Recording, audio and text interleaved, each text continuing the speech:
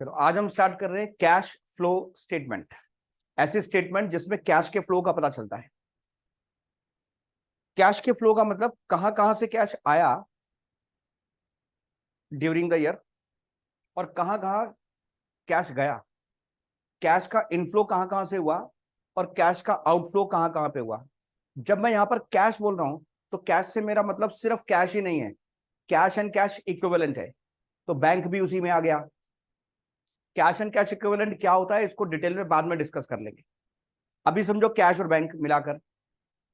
वैसे इसमें marketable securities भी आ जाती हैं from cash flow point of view, पर अभी मैं इसको कैश ही बोल लेता हूं। मोटा मोटा कैश के बारे में बात कर रहे हैं कि कैश का इनफ्लो कहां कहां से हुआ पिछले साल और कैश का आउटफ्लो कहां कहां पर हुआ, कहां कहां से किन सोर्सेज से कैश आया और किन सोर्सेज से कैश गया। एग्जाम्पल, अगर हमने मशीनरी सेल की तो कैश आया होगा। अगर हमने फर्नीचर परचेस किया तो कैश गया होगा। बिल्डिंग परचेस की तो कैश गया होगा, कैश का आउटफ्लो हुआ होगा। अगर हमने बैंक से लोन लिया होगा तो कैश का इनफ्लो हुआ होगा। अगर हमने कहीं इंटरेस्ट पे किया होगा तो कैश का आउटफ्लो गया। हमने गुड्स परचेस की तो कैश का आउटफ्लो हुआ। हमने गुड्स सेल की तो कैश का इनफ्लो हुआ। हमने एम्प्लॉयज को सैलरी दी तो कैश का आउटफ्लो हुआ। ठीक है, ये सारे एग्जांपल्स है कि कहां कहां से कैश आ रहा है और कहां पर कैश जा रहा है। तो उनकी एक स्टेटमेंट बनानी है और स्टेटमेंट बनाकर देखना है कि किन किन सोर्सेज से कैश आया, किन किन सोर्सेज से कैश का इनफ्लो हुआ और किन सोर्सेज से कैश का आउटफ्लो हुआ। जब आप 11वीं क्लास में थे तो आपने एक कैश बुक बनाई थी, तो कैश बुक तो हमें ये बात बताई देती है। कैश बुक से हमें क्लियरली पता चलता है कि डेबिट साइड जो होती है कैश बुक की, रिसीट साइड होती है, उससे पता चल ही जाता है कैश का इनफ्लो कैसे कैसे हुआ है। और क्रेडिट साइड कैश बुक की पेमेंट साइड होती है, तो वहां पता चल ही जाता है कि कैश का आउटफ्लो कहां कहां हुआ है। तो फिर कैश फ्लो स्टेटमेंट की क्या जरूरत है जब कैश बुक हमारे पास है? तो जरूरत है, क्योंकि कैश बुक से हमें यह तो पता चल जाता है ओवरऑल कहां कहां से कैश इनफ्लो है आउटफ्लो है। लेकिन कैश फ्लो स्टेटमेंट हमें उन सारे इनफ्लो आउटफ्लो को 3 कैटेगरी में डिवाइड करके बताती है। कैश फ्लो स्टेटमेंट में हम सारे इनफ्लोज और आउटफ्लोज को 3 अलग अलग एक्टिविटीज में डिवाइड कर लेते हैं। कौन सी है वो 3 एक्टिविटीज? पहली एक्टिविटी है इसमें ऑपरेटिंग एक्टिविटीज, ऑपरेटिंग एक्टिविटीज। दूसरी होती है इन्वेस्टिंग एक्टिविटीज, इन्वेस्टिंग एक्टिविटीज। और तीसरी होती है फाइनेंसिंग एक्टिविटीज। ये 3 तरह की एक्टिविटीज होती हैं कंपनी के अंदर, किसी भी बिजनेस में, जिसमें कैश का इनफ्लो और आउटफ्लो होता है। ये एक्टिविटीज क्या है? सबसे पहले हम बात करते हैं ऑपरेटिंग एक्टिविटीज। जो मेन बिजनेस ऑपरेशन होता है हमारा, उसमें सेल परचेज की जो एक्टिविटीज होती है और ऑपरेटिंग एक्सपेंस को पे करने की एक्टिविटीज होती हैं, वो ऑपरेटिंग एक्टिविटीज होती है। मान लो हमारा ट्रेडिंग का बिजनेस है, तो ट्रेडिंग के बिजनेस में, ट्रेडिंग भी मान लो बिस्किट की करते हैं, बिस्किट परचेज करते हैं और सेल करते हैं। बिस्किट परचेज करने में हम जो पैसा खर्च करते होंगे, जो पेमेंट करते होंगे, वो हो गया कैश का आउटफ्लो, ऑपरेटिंग एक्टिविटी का। बिस्किट को सेल करने में जब हमें पैसा मिलता है, चाहे वो कैश सेल करी है तो कैश में मिलेगा, और अगर क्रेडिट सेल किया है तो बाद में डेटर से मिलेगा, कलेक्शन फ्रॉम डेटर्स। ये भी ऑपरेटिंग एक्टिविटी के इनफ्लो है। इसके अलावा बिजनेस में हम ऑपरेटिंग एक्सपेंसेस की पेमेंट करते हैं। ध्यान है, अकाउंटिंग रेशियोज में मैंने आपको बताया था ऑपरेटिंग एक्सपेंसेस क्या होते हैं। Office and administration expenses, selling and distribution expenses, ये ऑपरेटिंग एक्सपेंसेस हैं, इनकी हम पेमेंट करते हैं, तो ये ऑपरेटिंग एक्टिविटी का आउटफ्लो माना जाता है। ऑफिस एंड एडमिनिस्ट्रेशन एक्सपेंसेस जैसे ऑफिस की एम्प्लॉयज की सैलरी पे कर रहे हैं, ऑफिस का रेंट पे कर रहे हैं, ऑफिस की इंश्योरेंस, ऑफिस का इलेक्ट्रिसिटी बिल, ये ऑफिस एंड एडमिनिस्ट्रेशन के एक्सपेंसेस हो गए, इनकी पेमेंट कर रहे हैं, तो ये ऑपरेटिंग एक्टिविटी का आउटफ्लो है। ऑपरेटिंग एक्टिविटी में कैश का आउटफ्लो है। पर अगर हम गुड्स सेल करते हैं, वहां से पैसा आता है, तो ये ऑपरेटिंग एक्टिविटी का कैश का इनफ्लो है। तो मेन बिजनेस ऑपरेशन यानी सेल परचेस का हमारा जो बिजनेस है अगर, तो उससे जो हमें कैश का इनफ्लो और आउटफ्लो हो रहा है वो ऑपरेटिंग एक्टिविटी में आएगा। मैंने एग्जांपल लिया ट्रेडिंग बिजनेस का, जो गुड्स खरीद कर बेचते हैं। लेकिन मान लो कोई सर्विसेज प्रोवाइड करता है, जैसे मैं यहाँ पे टीचिंग की सर्विसेज प्रोवाइड कर रहा हूं, तो मेरे लिए कोई प्रोडक्ट तो नहीं बेच रहा, तो मैं क्या कलेक्ट करता हूं? फीस कलेक्ट करता हूं स्टूडेंट से, तो वो मेरे लिए ऑपरेटिंग एक्टिविटी का इनफ्लो हो गया। और आपको नोट्स वगैरह प्रोवाइड कराने के लिए मैं फोटोकॉपी कराना, स्पायरल कराना, ये सब के लिए मैं पैसे पे करता हूं, तो वो मेरे लिए ऑपरेटिंग एक्टिविटी का आउटफ्लो हो गया। तो मेन बिजनेस ऑपरेशन में जो सेल परचेज का बिजनेस है अगर उसमें, या सर्विस प्रोवाइड कर रहे हैं उसमें, जो मेन कोर बिजनेस है उसमें जो कैश का इनफ्लो आउटफ्लो हो रहा है वो ऑपरेटिंग एक्टिविटी होता है। इन्वेस्टिंग एक्टिविटी क्या होता है? ये बेसिकली रिलेटेड है फिक्स्ड एसेट और इन्वेस्टमेंट से। फिक्स्ड एसेट और इन्वेस्टमेंट से रिलेटेड है। अगर फिक्स्ड एसेट परचेज करते हैं जैसे मशीनरी, फर्नीचर, बिल्डिंग, ये फिक्स्ड एसेट है, ये परचेज किया तो कैश का आउटफ्लो होगा, और इनको सेल किया तो कैश का इनफ्लो होगा। सेम ऐसे ही long term investments, long term investments को अगर परचेज करते हैं तो कैश का इनफ्लो होगा, आउटफ्लो होगा। इन्वेस्टमेंट परचेज किया, आउटफ्लो हो गया। इन्वेस्टमेंट सेल कर दी तो इनफ्लो हो गया। अब ये जो पैसा इन्वेस्ट किया है, यहां से रिटर्न में भी तो कुछ आता होगा। पैसा कहां इन्वेस्ट करते हैं हम? अगर हम किसी कंपनी के शेयर में पैसा इन्वेस्ट कर दे तो वहां से डिविडेंड मिलेगा। So dividend received is an investing activity. अगर हम किसी कंपनी के डिबेंचर परचेस कर लेते हैं या बॉन्ड्स परचेस कर लेते हैं, वहां से इंटरेस्ट आता है, तो इंटरेस्ट रिसीव करना ये इन्वेस्टिंग एक्टिविटी का इनफ्लो हो गया। अगर हमने मान लो कोई एक्स्ट्रा फंड पड़े, हमने कोई एक एसेट परचेस कर ली, एक प्रॉपर्टी परचेस कर ली और उसको रेंट पर दे दिया।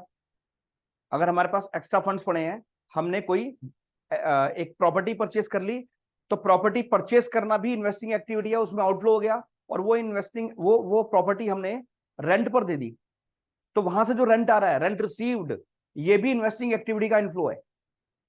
तो कुल मिलाकर इन्वेस्टिंग एक्टिविटी में क्या होता है? फिक्स एसेट की सेल परचेज, इन्वेस्टमेंट की सेल परचेज, और इन्वेस्टमेंट से आने वाला रिटर्न इन्वेस्टिंग एक्टिविटी में आता है। Clear? Financing activity, financing activity related होती है शेयर्स, डिबेंचर्स, लोन से। अगर कंपनी मान लो शेयर इशू करती है, शेयर इशू करने से क्या होता है? कंपनी शेयर होल्डर से पैसा लेती है। तो कंपनी जब शेयर इशू करती है, शेयर होल्डर से पैसा लेती है, कंपनी की शेयर कैपिटल बढ़ती है, ये फाइनेंसिंग एक्टिविटी का इनफ्लो हो गया। कंपनी को और पैसा चाहिए बिजनेस में लगाने के लिए, कंपनी डिबेंचर भी इशू करती है। डिबेंचर इशू करती है तो डिबेंचर होल्डर से पैसा लेती है, ये कंपनी के लिए इनफ्लो हो गया फाइनेंसिंग एक्टिविटी का। कंपनी को बिजनेस चलाने के लिए और फंड्स की जरूरत होती है, तो शेयर डिबेंचर के अलावा कंपनी बैंक से जाके लोन भी ले सकती है। तो बैंक से अगर कंपनी लोन लेती है लॉन्ग टर्म पर्पस के लिए, तो वो जो लोन है वो भी फाइनेंसिंग एक्टिविटी है। वहां से जो पैसा आया, अब ये सारा पैसा कंपनी ने इकट्ठा किया, इनको लौटाएगी कंपनी, वापस करेगी, तो ये फाइनेंसिंग एक्टिविटी का आउटफ्लो हो गया। ठीक है? अब ये जहां जहां से भी पैसा कंपनी ने अरेंज किया, चाहे वो शेयर से किया, चाहे वो डिबेंचर से किया, या लोन लेकर किया, इन सबको रिटर्न में भी तो देना होता है कुछ। बैंक से लोन लेंगे तो रिटर्न में क्या देंगे? इंटरेस्ट। तो कंपनी अगर अपने लोन पे इंटरेस्ट पे करती है, ये भी फाइनेंसिंग एक्टिविटी का आउटफ्लो हो गया। कंपनी अगर अपने डिबेंचर पर डिबेंचर होल्डर को इंटरेस्ट देती है, ये इंटरेस्ट पेड भी फाइनेंसिंग एक्टिविटी का आउटफ्लो हो गया। कंपनी ने जो शेयर इशू किए हुए हैं, कंपनी उन शेयर्स पर पे करती है डिविडेंड, तो डिविडेंड भी फाइनेंसिंग एक्टिविटी का आउटफ्लो हो गया। क्लियर? तो कंपनी चाहे शेयर्स, डिबेंचर्स या लोन से फाइनेंस इकट्ठा करती है, तो फाइनेंसिंग एक्टिविटी का इनफ्लो। और फाइनेंस लेने के बाद उनको रिटर्न में क्या पे करती है, या तो इंटरेस्ट या डिविडेंड, ये भी फाइनेंसिंग एक्टिविटी का आउटफ्लो हो गया। अब जो पैसा ले रखा है, चाहे वो शेयर से या डिबेंचर से या लोन से, अगर इनका रिडम्पशन होता है, इनका पैसा लौटाती है कंपनी, तो ये फाइनेंसिंग एक्टिविटी का आउटफ्लो हो गया। ओके? तो फाइनेंसिंग एक्टिविटी किससे रिलेटेड है? शेयर्स, डिबेंचर्स, लोन से, और इन पर दिए जाने वाले रिटर्न से। इन्वेस्टिंग एक्टिविटी किससे रिलेटेड है? फिक्स्ड एसेट्स और इन्वेस्टमेंट, और इन्वेस्टमेंट से आने वाले रिटर्न से। ऑपरेटिंग एक्टिविटी किससे रिलेटेड है? मेन बिजनेस ऑपरेशन से। अगर ट्रेडिंग बिजनेस है तो सेल परचेज, अगर सर्विसेज प्रोवाइड करते हैं तो सर्विसेज से आने वाली फीस वगैरह, तो ये ऑपरेटिंग बिजनेस है। हम जो यहां पर क्वेश्चंस करेंगे, जो लॉन्ग क्वेश्चंस आपको एग्जाम में आएंगे, वो हमेशा ट्रेडिंग बिजनेस के आएंगे।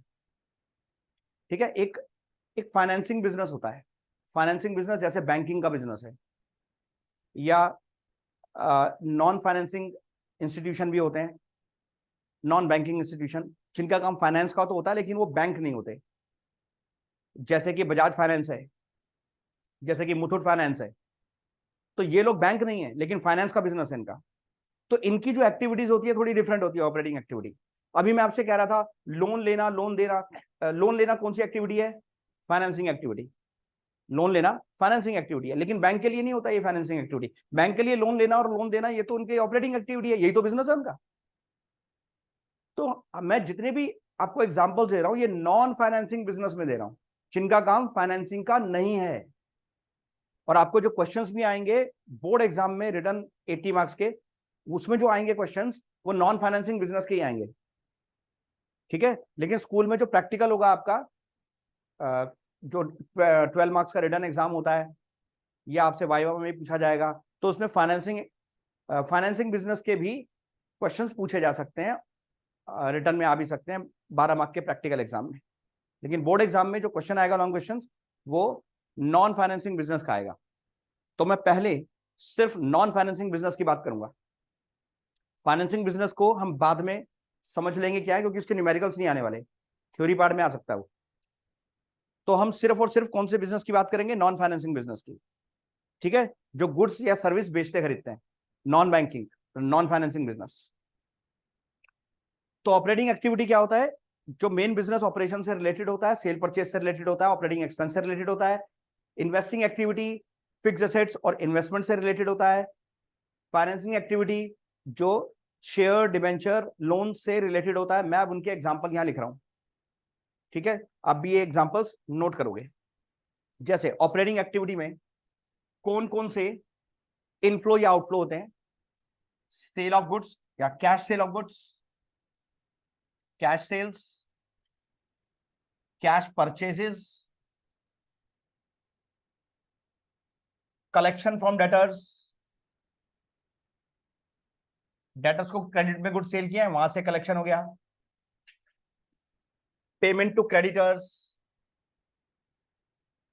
पेमेंट टू क्रेडिटर्स, क्रेडिटर्स से गुड्स उधार में खरीदी थी, बाद में उनको पेमेंट कर रहे हैं, तो ये पेमेंट भी ऑपरेटिंग एक्टिविटी का आउटफ्लो होगा।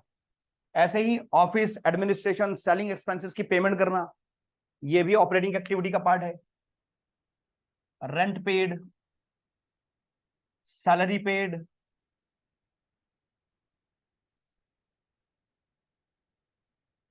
Insurance paid, etcetera. ये मेन मैंने एग्जांपल लिख दिया ऑपरेटिंग एक्टिविटी के। अब इन्वेस्टिंग एक्टिविटी के example, purchase of fixed assets या इन्वेस्टमेंट, फिक्स्ड एसेट खरीदना या इन्वेस्टमेंट खरीदना इन्वेस्टिंग एक्टिविटी का आउटफ्लो हो गया। और अगर सेल करेंगे तो पैसा आएगा, सेल ऑफ फिक्स्ड एसेट या इन्वेस्टमेंट, फिक्स्ड एसेट या इन्वेस्टमेंट सेल करेंगे तो पैसा आएगा, ये कैश का इनफ्लो हो जाएगा इन्वेस्टिंग एक्टिविटी के अंदर। अब जो पैसा इन्वेस्ट किया हुआ है वहां से रिटर्न में जो आता है वो भी इन्वेस्टिंग एक्टिविटी होता है। पैसा जहां इन्वेस्ट करते हैं वहां से डिविडेंड भी आ सकता है, इंटरेस्ट भी आ सकता है और रेंट भी आ सकता है। तीनों में से कुछ भी अगर रिसीव कर रहे हैं दैट विल बी कौन सी activity? Investing activity. Financing activity, ये शेयर, डिबेंचर, लोन से रिलेटेड है। Issue of shares, issue of shares या डिबेंचर्स, डिबेंचर्स या शेयर इशू करेंगे तो शेयर होल्डर से या डिबेंचर होल्डर से पैसा लेंगे, तो ये कंपनी के लिए फाइनेंसिंग एक्टिविटी का इनफ्लो हो गया। इशू की बजाय अगर रिडम्पशन कर रहे हैं मतलब उनका पैसा वापस कर रहे हैं, redemption of preference shares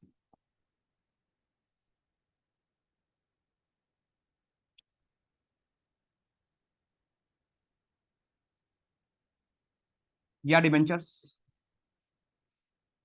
shares दो तरह के होते हैं ना, इक्विटी शेयर्स और प्रेफरेंस शेयर्स। इक्विटी शेयर का रिडम्पशन नहीं होता, प्रेफरेंस शेयर का रिडम्पशन होता है, क्योंकि इक्विटी शेयर इशू किए जाते हैं for the life time of the company, लेकिन preference share particular time period के लिए इशू किए जाते हैं, 10 साल के लिए, 7 साल के लिए या 8 साल के लिए, जब जो भी टाइम पीरियड होगा उसके बाद प्रेफरेंस शेयर होल्डर को उनका पैसा लौटाना ही होता है। तो प्रेफरेंस शेयर का भी रिडम्पशन फिक्स होता है डिबेंचर्स का भी रिडम्पशन पहले से ही तय होता है। तो प्रेफरेंस शेयर और डिबेंचर्स का रिडम्पशन होना ही है, जबकि इक्विटी शेयर का रिडम्पशन नहीं होता, वो तो for the life time of the company होते हैं।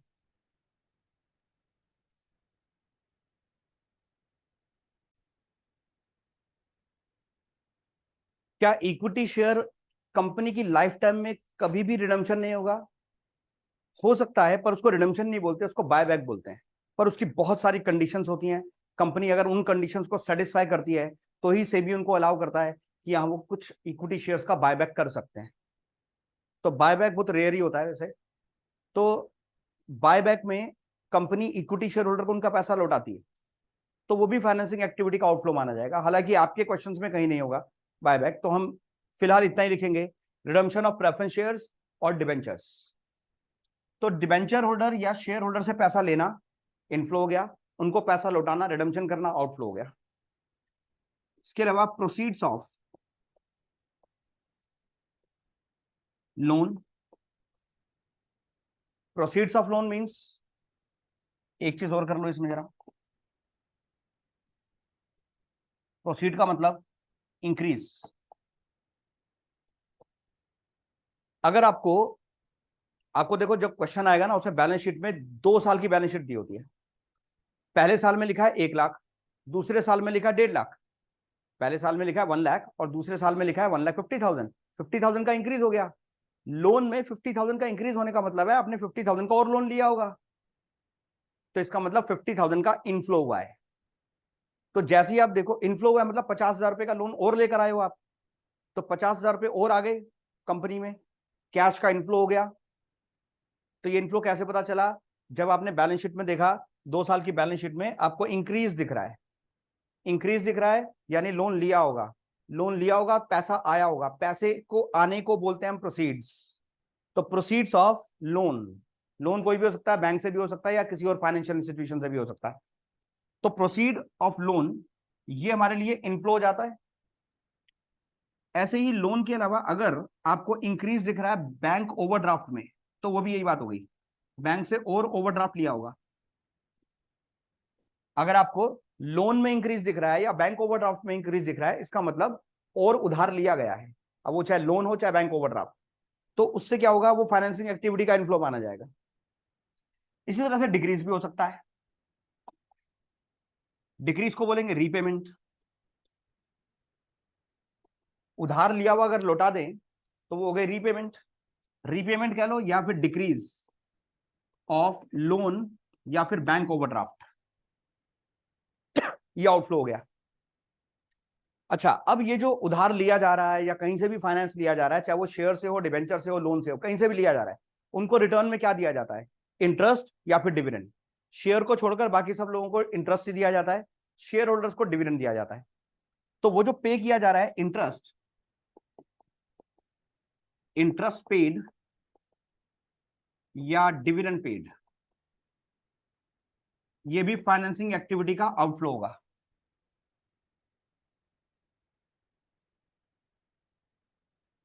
ओके,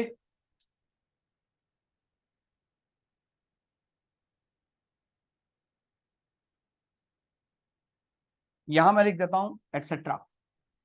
मेन मैंने एग्जांपल लिख दिया है ऑपरेटिंग एक्टिविटी के, इन्वेस्टिंग के और फाइनेंसिंग के।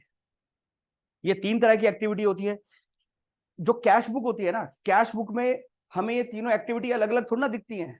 वहां तो सारी रिसीट एक साथ डेबिट साइड पर होती है, सारी पेमेंट इकट्ठी क्रेडिट साइड पर होती है।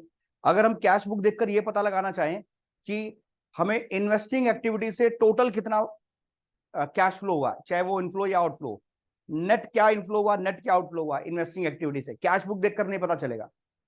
ऑपरेटिंग एक्टिविटी का क्या है, कैश बुक देखकर नहीं पता चलेगा। फाइनेंसिंग का, तीनों का अलग अलग नहीं पता चलता, लेकिन कैश फ्लो स्टेटमेंट में चीजें पता चलती है। ठीक है, ये लिख लिया। तो ये एक एग्जांपल है, एक कैश बुक है। कैश बुक में डेबिट साइड पर कुछ एग्जांपल दे दिए मैंने रिसीट्स के, और क्रेडिट साइड पर कुछ एग्जांपल्स दे दिए पेमेंट के। अब हम देखते हैं ये सारी रिसीट्स और पेमेंट्स में से कौन सी ऑपरेटिंग एक्टिविटी की है, कौन सी इन्वेस्टिंग की है और कौन सी फाइनेंसिंग की है। ये इसमें देखते हैं, बाइफरकेट करते हैं। चलो ओपनिंग और क्लोजिंग बैलेंस को तो छोड़ दो, उसके अलावा बाकी सब रिसीट्स और पेमेंट्स हैं। रेंट रिसीव्ड, पहले रिसीट साइड पर आ रहे हैं, आपने बताना है ये ऑपरेटिंग एक्टिविटी है, इन्वेस्टिंग है कि फाइनेंसिंग है। रेंट रिसीव्ड कौन सी एक्टिविटी? यस, इन्वेस्टिंग एक्टिविटी है। कैश सेल्स ऑपरेटिंग एक्टिविटी है। क्रेडिट कलेक्शन फ्रॉम डेटर्स, ये भी ऑपरेटिंग एक्टिविटी है। इंटरेस्ट रिसीव्ड इन्वेस्टिंग, हमने कहीं पैसा इन्वेस्ट किया होगा, वहां से इंटरेस्ट मिला। इश्यू ऑफ शेयर्स, ये फाइनेंसिंग एक्टिविटी हो गया। सेल ऑफ मशीनरी इन्वेस्टिंग, बेटा ऑनलाइन बच्चों आप भी बोल सकते हो। Sale of investment investing activity. Sale of building investing. Dividend received, ये भी investing. Issue of debentures financing. अब पेमेंट साइड पर आते हैं। Rent paid operating, salary paid operating, interest paid नहीं। हाँ, इंटरेस्ट किस पे किया जाता है? जो हम फाइनेंस इकट्ठा करते हैं, चाहे वो डिबेंचर से हो या लोन से हो या बैंक ओवरड्राफ्ट से हो, उस पर इंटरेस्ट पे करते हैं, ये फाइनेंसिंग एक्टिविटी में आएगा। डिविडेंड पेड, ये भी फाइनेंसिंग में शेयर्स पे दिया जाता है। Paid to creditors operating. Cash purchases operating. Purchase of machinery investing. Purchase of investment investing. Repayment of bank loan financing. Redemption of debentures financing. तो ये सारी जो इनफ्लोज और आउटफ्लोज हैं, अगर हमारे सामने कैश बुक हो तो हम बड़े आराम से तीनों को अलग अलग बाइफरकेट कर सकते हैं, कौन सा ऑपरेटिंग है, इन्वेस्टिंग है, फाइनेंसिंग है, और आराम से हम कैश फ्लो स्टेटमेंट बना सकते हैं। बहुत ही आसान हो जाएगा अगर क्वेश्चन हमें कैश बुक दे दे। आसान हो जाएगा ना? कितना आसान है। लेकिन आपका जन्म इस धरती पे आसान काम करने के लिए तो हुआ नहीं है, तो आपको कैश बुक नहीं दी जाएगी, आपको दी जाएगी बैलेंस शीट। बैलेंस शीट देखकर पता लगाओ कि कौन कौन सी ऑपरेटिंग है, कौन सी इन्वेस्टिंग है, कौन सी फाइनेंसिंग है, और फिर बनाओ कैश फ्लो स्टेटमेंट। यानी ये जो कैश बुक आपको दी गई है, कैश बुक में हमें तीनों चीजें अलग अलग पता चलती हैं, तीनों अलग अलग पता चलती हैं, तीनों को अलग अलग लेकर हम कैश फ्लो स्टेटमेंट बना सकते हैं। तो कैश बुक में और कैश फ्लो स्टेटमेंट में क्या फर्क हुआ? बेसिकली कैश बुक में डेबिट साइड पर सारी रिसीट जो होती है मिक्स होती है, क्रेडिट साइड पर सारी पेमेंट्स मिक्स होती हैं, तीनों को अलग अलग करके कैश बुक नहीं दिखाती। लेकिन जो कैश फ्लो स्टेटमेंट है वो इसके तीन पार्ट कर देती है, वो इसको तीन पार्ट में डिवाइड कर देती है। वो ऑपरेटिंग एक्टिविटी अलग दिखा देती है, इन्वेस्टिंग अलग, और फाइनेंसिंग अलग। वो इसी कैश बुक को ही तीन पार्ट में डिवाइड कर देती है, आप ये समझो। लेकिन कैश बुक आपको दी नहीं जाएगी, आपको क्या दिया जाएगा? Balance sheet. अब बैलेंस शीट से पता लगाओ कि कौन सी ऑपरेटिंग एक्टिविटी है, कौन सी इन्वेस्टिंग है, कौन सी फाइनेंसिंग है। एक बार बताओ जरा, फाइनेंसिंग एक्टिविटी में कौन कौन से चीजें आती हैं, मतलब किससे रिलेटेड है financing activity? Shares, debentures, loan. Share, debenture, loan, ये तो बैलेंस शीट में दिख जाते हैं। इन्वेस्टिंग एक्टिविटी किससे रिलेटेड है? फिक्स्ड एसेट से, इन्वेस्टमेंट से, ये भी बैलेंस शीट में दिखते हैं। तो वहां से हम इनका इन्वेस्टिंग एक्टिविटी और फाइनेंसिंग एक्टिविटी दोनों का पता लगा सकते हैं। प्रॉब्लम है ऑपरेटिंग एक्टिविटी की। ऑपरेटिंग एक्टिविटी में आता है सेल, परचेज, ऑपरेटिंग एक्सपेंसेस की पेमेंट। सेल परचेज कहां से पता चलेगा? बैलेंस शीट देखकर नहीं पता चल सकता। तो हम बैलेंस शीट देखकर डायरेक्टली ऑपरेटिंग एक्टिविटी का पता नहीं लगा सकते। इन्वेस्टिंग और फाइनेंसिंग तो हम डायरेक्टली बैलेंस शीट देखकर पता लगा सकते हैं। ऑपरेटिंग एक्टिविटी से, ऑपरेटिंग एक्टिविटी का अगर फ्लो निकालना है तो बैलेंस शीट से नहीं पता लगा सकते, डायरेक्टली तो नहीं, लेकिन एक इनडायरेक्ट मेथड है। उस इनडायरेक्ट मेथड से हम ऑपरेटिंग एक्टिविटी का टोटल पता लगा सकते हैं कि टोटल ऑपरेटिंग एक्टिविटी में क्या फ्लो हुआ होगा। इंडिविजुअल बेशक हमें नहीं पता होगा, हमें नहीं पता होगा बैलेंस शीट देखकर कि हमें डेटर से कितनी कलेक्शन हुई है, क्रेडिटर को हमने कितना पे किया है, टोटल पूरे साल में कैश सेल कितनी हुई है, टोटल पूरे साल में कैश परचेज कितनी हुई है, हमें नहीं पता होगा, हमें इंडिविजुअल नहीं पता होगा, लेकिन उसका टोटल जरूर हम पता लगा सकते हैं बैलेंस शीट देखकर। बैलेंस शीट और उसके नीचे कुछ इंफॉर्मेशन और होती हैं, उन सब से हम ऑपरेटिंग एक्टिविटी का टोटल जरूर पता लगा सकते हैं। तो ऑपरेटिंग एक्टिविटी का एक इनडायरेक्ट मेथड है जिससे हम टोटल ऑपरेटिंग एक्टिविटी में फाइनली नेट कितना इनफ्लो या आउटफ्लो हुआ है ऑपरेटिंग एक्टिविटी का इनडायरेक्टली पता लगा सकते हैं। इन्वेस्टिंग और फाइनेंसिंग एक्टिविटी ये हम बैलेंस शीट देखकर डायरेक्टली बता पाएंगे। बैलेंस शीट 2 साल की दी होती है तो हमें पता लग जाएगा कि मशीनरी अगर 1 लाख से बढ़कर 2 लाख हो गई है तो 1 लाख की परचेज की होगी। अगर फर्नीचर 50,000 से डिक्रीज होकर 40,000 हो गया है मतलब 10,000 का सेल हो गया होगा। तो वहां से हम ये चीजें पता लगा सकते हैं, इन्वेस्टिंग का भी और फाइनेंसिंग का भी। फाइनेंसिंग में हमें दिख रहा है शेयर्स पहले साल 5 लाख के थे, बढ़कर 7 लाख के हो गए, 5 लाख टू 7 लाख, इसका मतलब 2 लाख बढ़े हैं। इस साल 2 लाख बढ़े हैं, यानी 2 लाख का इशू किए होंगे शेयर्स को। तो बैलेंस शीट देखकर इन्वेस्टिंग और फाइनेंसिंग तुम पता लगा ही सकते हैं, क्योंकि 2 साल की बैलेंस शीट होती है, उनका कंपैरिजन करके इन्वेस्टिंग फाइनेंसिंग पता लगा सकते हैं। लेकिन ऑपरेटिंग हम डायरेक्टली नहीं पता लगा सकते बैलेंस शीट देखकर, लेकिन फिर भी हमारे पास एक इनडायरेक्ट मेथड है। वो इनडायरेक्ट मेथड क्या है मैं आपको समझाऊंगा, उसको वैसे ही लर्न करना है कि ये एक इनडायरेक्ट मेथड है, इसमें ये चीजें यहां नहीं है वहां नहीं है।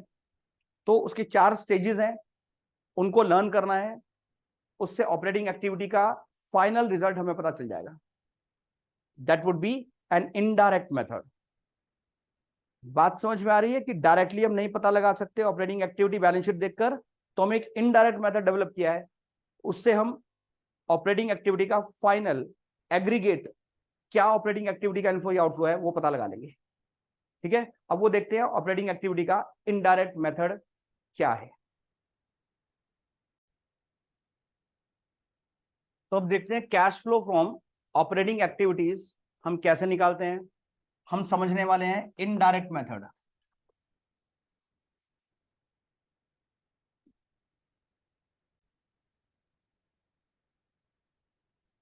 इनडायरेक्ट मेथड, इसमें हमें सबसे पहले चाहिए होता है प्रॉफिट बिफोर टैक्स एंड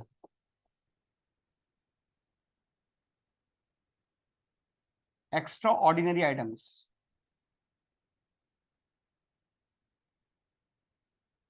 अब ये कहां से निकलता है, इसके लिए वर्किंग नोट बनता है अलग से, उसको बाद में समझेंगे। इसके लिए अलग से एक वर्किंग नोट बनाना पड़ता है, profit before tax and extraordinary items. ये एक्स्ट्राऑर्डिनरी आइटम्स क्या होती हैं, ये वर्किंग नोट कैसे बनता है, कैसे प्रॉफिट निकलता है, बाद में समझेंगे। पहले तो हमें यही चाहिए होता है। ये अगर क्वेश्चन में डायरेक्टली दिया हो तो ठीक है, नहीं दिया हो तो फिर हमें वर्किंग नोट बनाकर उसे निकालना पड़ेगा, और ज्यादातर वर्किंग नोट बनता ही है। फिर इसमें हम ऐड करते हैं non cash non operating expenses. ऐसे एक्सपेंसेस या तो वो नॉन ऑपरेटिंग है या फिर नॉन कैश है। नॉन कैश से मतलब जैसे डेप्रिसिएशन, डेप्रिसिएशन एक ऑपरेटिंग एक्सपेंस होता है बट वो नॉन कैश है, उसमें किसी को कैश नहीं देना पड़ता, इसलिए उसको यहां पर लिखा जाएगा। तो non cash non operating items में non cash non operating expenses ले रहे हैं हम पहले, उसमें एक तो आ गया डेप्रिसिएशन, में आ गया depreciation, loss on sale of fixed asset या फिर investment.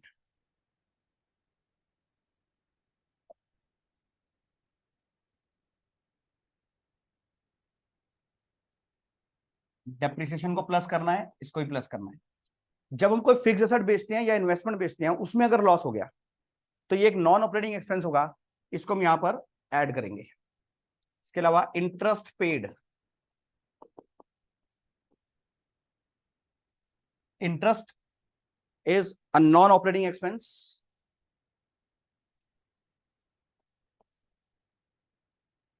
Goodwill return of,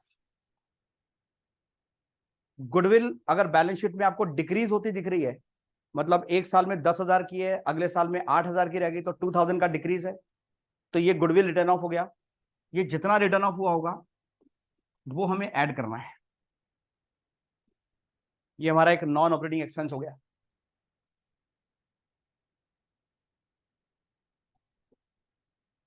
premium on redemption of preference shares या फिर डिबेंचर्स। प्रेफरेंस शेयर्स या डिबेंचर्स को जब रिडीम किया जाता है, उनको पैसा उनका लौटाया जाता है, तो उस पर कई बार प्रीमियम दिया जाता है। प्रीमियम का मतलब क्या है? अगर 100 रुपए का डिबेंचर है और डिबेंचर होल्डर को हम 107 रुपीज वापस कर रहे हैं, तो 7 रुपीज एक्स्ट्रा दे रहे हैं, 100 के ऊपर 7 एक्स्ट्रा, उसको बोलते हैं premium on redemption of debentures. ऐसी प्रेफरेंस शेयर का भी हो सकता है। प्रेफरेंस शेयर को जब हम रिडीम कर रहे हैं, तो उसकी पार वैल्यू, यानी अगर 100 का शेयर है, 100 के ऊपर अगर हम 4 रुपीज एक्स्ट्रा दे रहे हैं, तो वो जो एक्स्ट्रा 4 रुपीज है वो होगा premium on redemption of preference shares. तो ये भी एक तरह का लॉस होता है, क्योंकि हम एक्स्ट्रा पैसा दे रहे हैं, तो उसे भी यहां पर हम ऐड करते हैं। तो ये कुछ एग्जांपल हो गए non cash non operating expenses के। इनको ऐड करके फिर जो आएगा, इसमें से माइनस किया जाएगा less non cash non operating incomes. इसमें आ गया एक तो प्रॉफिट ऑन सेल ऑफ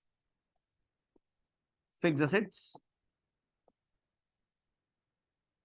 और इन्वेस्टमेंट। इन्वेस्टमेंट या फिक्स्ड एसेट सेल करने पर अगर कोई प्रॉफिट हुआ है, तो वो यहां माइनस होगा। माइनस होगा तो उसे ब्रैकेट में लिखते हैं। ब्रैकेट में लिखना मतलब नेगेटिव आइटम। और डिविडेंड, इंटरेस्ट या फिर रेंट अगर रिसीव किया है, तो ये भी एक नॉन ऑपरेटिंग इनकम होगी, इसको भी माइनस करना है। ये सब प्लस माइनस करके जो आता है, इसे हम बोलते हैं net operating profit before working capital changes. Net operating profit before working capital changes आ गया ये। अब इसमें करंट एसेट का, करंट लाइबिलिटीज का इंक्रीज डिक्रीज एडजस्ट करना होता है। करंट एसेट और करंट लाइबिलिटी का इंक्रीज डिक्रीज एडजस्ट करेंगे। इसमें ऐड करना है इंक्रीज इन करंट लाइबिलिटी। मैं शॉर्ट में लिख रहा हूं करंट लाइबिलिटी को, एग्जाम में फुल फॉर्म में लिखनी है। And decrease in current assets. किसी भी करंट लाइबिलिटी में अगर इंक्रीज है या किसी भी करंट एसेट में अगर डिक्रीज है, तो उसे ऐड करना है। लेस करना है decrease in current liability and increase in current asset. इसको माइनस करते हैं। तो ये करंट एसेट और करंट लाइबिलिटी के इफेक्ट को प्लस माइनस करने के बाद जो आता है, उसे बोलते हैं cash generated from operation. Cash generated from operation. फिर इसमें माइनस करते हैं लेस टैक्स पेड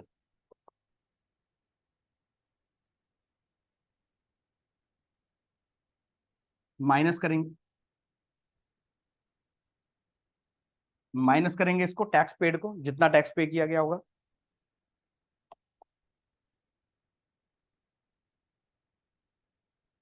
और फिर इसमें प्लस माइनस करेंगे extraordinary items.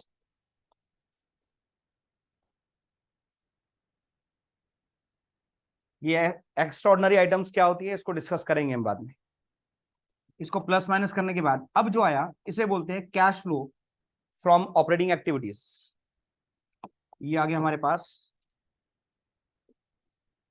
Cash flow from, या फिर कह लो यूज्ड इन ऑपरेटिंग एक्टिविटीज।